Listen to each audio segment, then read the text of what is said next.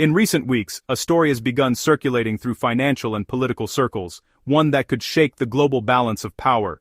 China, according to multiple high-level leaks, is finalizing a secret $1 trillion deal centered not on oil, gold, or rare earths, but on something far more disruptive: self-powered electric vehicles. At the heart of this deal is Maxwell Chikumbutso, a young Zimbabwean inventor long dismissed as a dreamer. For years, Chikumbutso claimed to have created cars, drones, and generators that could run indefinitely, without fuel, charging, or connection to any grid.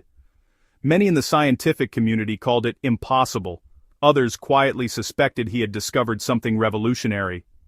Now, China appears to be betting that he was right all along. Reports suggest that Chinese state-backed corporations, including major players in the energy and automotive industries, have quietly secured rights to Chikumbutso's self-powered EV technology. If true, this would give Beijing control over the first mass-producible vehicle that never needs to refuel or recharge, a development that could upend not only the auto industry but the entire global energy system. Imagine cars, buses, and trucks that can drive forever. No gas stations, no charging stations, no downtime. Range anxiety disappears overnight. Entire oil and power infrastructures could become obsolete within a decade. Whoever controls this technology wouldn't just dominate transportation, they'd control the flow of global energy. The United States, caught off guard, is said to be scrambling. Washington has poured billions into electric vehicle batteries, charging networks, and renewable subsidies, all of which suddenly look outdated compared to a vehicle that powers itself. If China locks down this innovation, it could leapfrog decades ahead of American research in one move.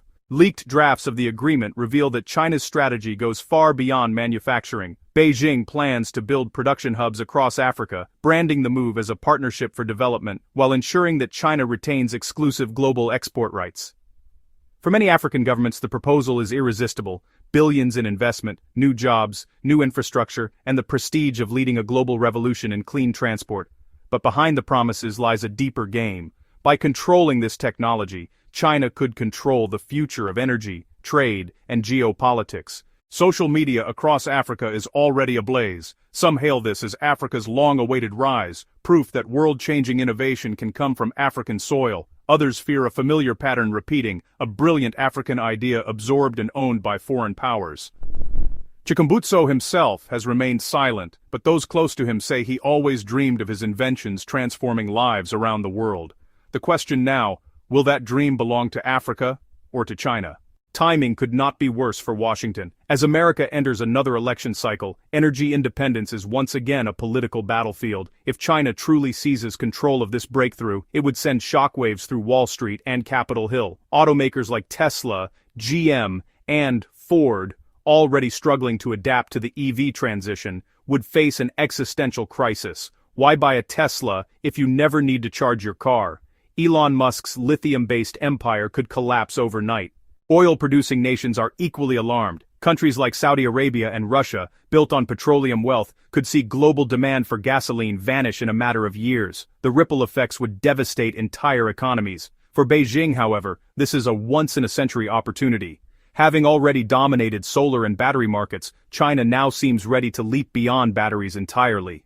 A leaked Chinese memo reportedly quotes a senior executive saying, "This is the key to ending Western dominance forever." A bold claim, but not an empty one. Control of infinite energy transportation would be the most disruptive innovation since the internal combustion engine. It could transform logistics, trade, and even military power. Picture armies with fleets of vehicles that never need refueling. Cargo convoys that never stop, nations freed from the vulnerability of energy supply chains. For the US and its allies, that's a nightmare scenario, an unstoppable rival whose mobility has no limits. Intelligence sources say Washington is already pressuring African leaders to delay or block the deal. US diplomats are reportedly seeking direct talks with Chikumbutso himself, hoping to secure American access to the technology. But Beijing has moved fast, and time is running out. The leaked documents show that China is offering far more than money. It's pledging research universities, technology hubs, and free vehicles for African governments, all in exchange for ironclad control of the patents. It's not just business, it's a strategy to cement global dominance, with Africa as both partner and launchpad. For the people of Africa, this is both a moment of pride and uncertainty. On one hand, their continent could become the birthplace of a new industrial revolution. On the other, they risk watching yet another homegrown breakthrough slip into foreign hands. Meanwhile, the global economy is already reacting. Energy and auto stocks fluctuate wildly as investors brace for a possible shift in the foundation of modern civilization. If vehicles that never need fuel truly enter production, oil markets could collapse. Voorbroodvrienden en voor instau, en instandbeheersvrienden, renewable energy investments could be rendered obsolete. For decades, energy has meant power, political, military, and economic. Whoever controls energy controls the world. Now, for the first time in modern history, that control might be up for grabs. And so, as negotiators meet behind closed doors, the fate of $1 trillion technology, and perhaps the next century of human progress, hangs in the balance. If China secures this deal, it won't just own a new kind of car, it will own the future of motion, energy, and influence itself.